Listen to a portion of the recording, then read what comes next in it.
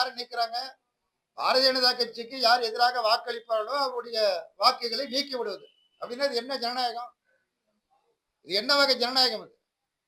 வாக்களிப்பது என்பது இந்திய நாட்டு குடிமகனாக பிறந்த வயது வந்த அனைவருக்கும் அரசியலமைப்பு சட்டத்தால் வழங்கப்பட்ட உரிமை அது. இதை பறிப்பதற்கு எவனுக்கும் உரிமை கிடையாது. எவனுக்கும் அப்படின்னு சொல்றதுக்காக வருத்தப்படுறோம். எவனுக்கும் உரிமை கிடையாது.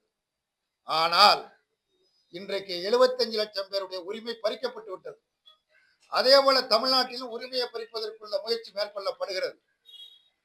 அது மட்டுமல்லாமல் வட மாநிலங்களில் இருந்து இந்தி பிடிச்சா வேலை கிடைக்கும்னு பல பேர் பேசிட்டு இருக்கிறாங்க. இந்தி பிடிச்சா வேலை கிடைக்கும்.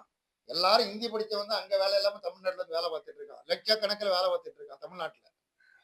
பஞ்சாலையில, அங்க திருப்பூர்ல பனியன் தொழிற்சாலையில, விவசாய நிலத்துல, ஹோட்டல்ல, கட்டுமான தொழில்ல இப்படி பாத்தீங்கன்னா லட்சக்கணக்கான தொழிலாளர்கள் அதிக நேரம் வேலை, குறைந்த ஊதியம். ஏன்னா ஒரு அமைப்புல சேர்ந்து போராட முடியல, பயப்படுறான். ஒரு அமைப்பை சேர்ந்து அமைப்பை உருவாக்கி நீங்கள் அதிக நேரம் வேலை வாங்குகிறீர்கள், குறைந்த கூலி தர்றீங்க அப்படின்னு போராட்டம் பண்ணா நீ வேலைக்கு வேணான்னு சொல்லிடுவான். அதுக்கு பயந்துகிட்டு எல்லாரும் வேலை பார்த்துட்டு இருக்கான், அங்கங்க குடியிருக்கிறான். அரசு இப்ப தேர்தல் ஆணையம் என்ன விரும்புகிறது என்று சொன்னால், அங்கே நீக்கப்பட்டவர்கள் இங்கே பட்டியலில் சேர்ப்பது.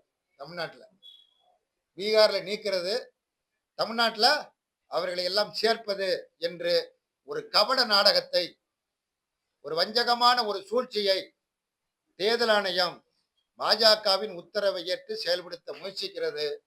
தமிழ்நாடு கொந்தளிக்கும். அவ்வளவு.